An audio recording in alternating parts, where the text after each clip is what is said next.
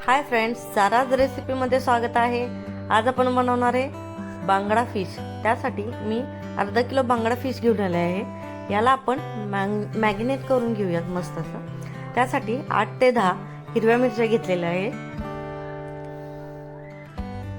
त्यानंतर 1 इंच आलं घेतलेलं आहे। 8 ते 10 लसणाच्या पाकळ्या घेतलेल्या आहेत। हे मिश्रण मी मिक्सर मधून बारीक करून घेते।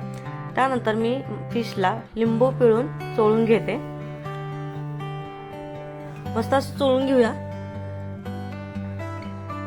त्यानंतर जो आपण हे वाटण केलं होतं ते त्या फिशला लावून घेऊया आणि मध्ये भरून घेऊया जे चीर केलेले आहेत त्याच्यात।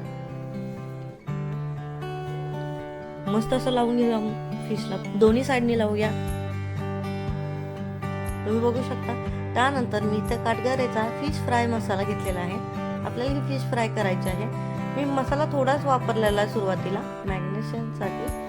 आणि आता आपण ह्याला मस्त दोन्ही साइडनी मसाला लावून घ्या। हे बघा आपले फिश तयार झालेले आहे। त्यानंतर मी एका बाउल मध्ये गरा घेतला होता फिशला लावण्यासाठी। दोन्ही साइडनी तो गरा लावून घेतलेला आहे मस्त असा।